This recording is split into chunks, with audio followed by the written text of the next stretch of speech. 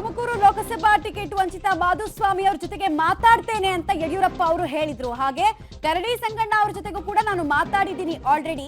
ಅಸಮಾಧಾನಗೊಂಡವರನ್ನ ಸಮಾಧಾನ ಪಡಿಸುವಂತಹ ಕೆಲಸವನ್ನ ಬಿಜೆಪಿ ಮಾಡ್ತಾ ಇದೆ. ಎಲ್ಲವೂ ಸುಸೂತ್ರವಾಗಿ ನಡೆಯುತ್ತೆ ಅನ್ನೋ ನೋಣಪುರ ಲಿಂಗಾಯತ್ರಿ ಕೊಟ್ಕೊಂಡ್ ಬಂದಿದ್ದಾರೆ. ನಿಮ್ಗೆ ಉದಾಹರಣೆಗೆ ಹೇಳ್ಬೇಕಂದ್ರೆ ಇವತ್ತು ಈ ಜಿಲ್ಲೆಯಲ್ಲಿ ರಾಜಕೀಯದಲ್ಲಿ ಇರೋರೆಲ್ಲ ಬಹುತೇಕ ಅವರೇ. ಯಾಕಂದ್ರೆ ಬಹುಸಂಖ್ಯಾತ ಜನ ನಾವಿದ್ದೀವಿ, ನಾವು ಪ್ರತಿನಿಧಿಸಿದೀವಿ. ಬಿಟ್ರೆ ನಾನೇನು ಒಳ ಜಾತಿ ಮಾಡಿ ರಾಜಕೀಯ ಮಾಡೋ ಅಪೇಕ್ಷೆ ಪಡೋನಲ್ಲೇ ಅಲ್ಲ. ಅದನ್ನ ಅವ್ರು ಅರ್ಥ ಮಾಡ್ಕೊಳ್ಳಿಲ್ಲ. ಇಡೀ ಸಮಾಜ, ನಾವು 5-6 ಜಿಲ್ಲೆನಲ್ಲಿ ಈ ಸಮಾಜದವ್ರು ಓಟ್ ಹಾಕ್ಬೇಕಾಗಿದೆ. ಎಲ್ಲಾ ಕಡೆನೂ ಒಂಥರ ಕ್ಷೋಭೆ ಬಂದಿದೆ. ಏನ್ರಿ ನಮ್ಗೆ 3 ಕಾಸಿನ ಗೌರವ ಇಲ್ವಾ ಯಡಿಯೂರಪ್ಪನವ್ರ ಹತ್ರ ಈ ಪಾರ್ಟಿನಲ್ಲಿ ನಾವು ಬ್ಲಾಕ್ ಓಟ್ ಹಾಕ್ದವ್ರಿಗೆ ಅಂತ? ಅದಕ್ಕೆ ಏನ್ ಮಾಡ್ಬೇಕು ನಾನು ಚರ್ಚೆ ಮಾಡ್ಬೇಕಲ್ಲ, ಅದಕ್ಕೆ ಟೈಮ್ ತಗೋತಾ ಇದ್ದೀನಿ.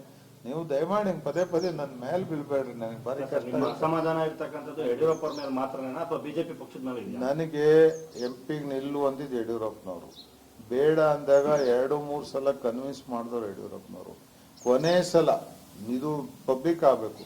ಜ್ಯೋತಿ ಗಣೇಶ್ ಅವರು ಫೋನ್ ಮಾಡಿ ಯಡಿಯೂರಪ್ಪ ಸಾಹೇಬ್ರು ನಾನು ರೆಸಿಸ್ಟ್ ಮಾಡಕ್ ಶುರು ಮಾಡಿದೆ. ಈ ಮನುಷ್ಯ ಫೋನ್ ಮಾಡೋದೇ ನನ್ನ ಕ್ಯಾಂಡಿಡೇಟ್ ಮಾಡಕ್ಕೆ ನನಗೆ ಅಗತ್ಯ ಇಲ್ಲ ಅಂತ. ಜ್ಯೋತಿ ಗಣೇಶ್ ಫೋನ್ ಮಾಡಿ ಯಡಿಯೂರಪ್ಪನವ್ರಿಗೆ ಮಾತಾಡೋಣ ಅಂತ ಕೊಟ್ಟಾಗ ಅನಿವಾರ್ಯವಾಗಿ ಮಾತಾಡಿದೆ. ಅವಾಗ ಬರಲೇಬೇಕು ಮನೆಗೆ ಅಂತ ನಾನು ಹೋಗಿ ಕೇಳಿದೆ ಯಡಿಯೂರಪ್ಪನವ್ರನ್ನ. ಸರ್ ನಂಗೆ ಬೇಡ, ಬಸವರಾಜು ನನ್ನ ಭಾಳ ವಿರೋಧ ಮಾಡ್ತಾವ್ರೆ, ಸುರೇಶ್ ಗೌಡ್ರು ನನ್ನ ಪರವಾಗಿರಲ್ಲ, ಗೆದ್ದಿರೋರು MLA ವಿರೋಧ ಮಾಡುವಾಗ ನನ್ನ ಯಾಕೆ ಹೇಳ್ತಾ ಇದ್ರಿ ಇದಕ್ಕೆಲ್ಲ ನೀರಿನ ಆಳ ನೋಡಕ್ಕೆ?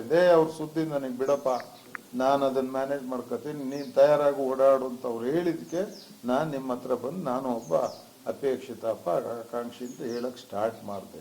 ಅದು ಬಿಟ್ಟು ನಾನೇನು ಕನಸು ಕಂಡಿದ್ದವನಲ್ಲ. ಮತ್ತೆ ಆದ್ರೂ ನಾನು ರಾಜಿ ಆದೆ. ಬೇಡ, ಜಿಲ್ಲೆಯಲ್ಲಿ ಯಾರಿಗಾರ ಕೊಡಿ, ನೀವು ಮಾಡ್ತೀವಿ ನಾವು. ನಾನೇನು ಅನಿವಾರ್ಯ ಸ್ಥಿತಿ ನನ್ನ ಮೇಲೆ ನನಗೆ ಕೊಡ್ಲಾರ್ದಂಥದ್ದು ನಿರ್ಮಾಣ ಆಗಿದ್ರೆ ಬೇಡ. ಬಸವರಾಜ್ ಅಷ್ಟು ವಿರೋಧ ಮಾಡ್ತಾವ್ರೆ ಅಂದ್ರೆ ಬೇಡ ಬಿಡಿ. ಒಬ್ಬ MP ಮಾಡೋ ಶಕ್ತಿ ಅವ್ರ ಒಬ್ರಿಗೆ ಇದೆ ಅಂದ್ರೆ ಬೇಡ ಬಿಡ್ರಿ. ಶಿವಮೊಗ್ಗದಲ್ಲಿ ಎಫೆಕ್ಟ್ ಆಗುತ್ತೆ ಅಂತ ನಂಗೆ ಗೊತ್ತಿಲ್ಲ, ಆಗ್ಬೇಕದು.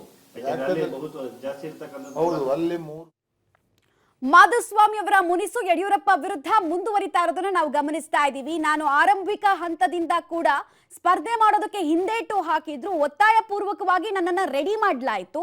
ರೆಡಿ ಮಾಡಿ ನಂತರ ಟಿಕೆಟ್ ಕೊಡದೇ ಇರೋದು ಅವಮಾನ ಅಲ್ವಾ? ಇದನ್ನ ಹೇಗೆ ಸಹಿಸಕ್ಕಾಗತ್ತೆ ಅನ್ನೋದು ಅವರ ಪ್ರತಿ ಮಾತಿನಲ್ಲೂ ಕೂಡ ಬೇಸರವನ್ನ ವ್ಯಕ್ತಪಡಿಸ್ತಾ ಇದ್ದಾರೆ ಮಾಧುಸ್ವಾಮಿ ಅವರು.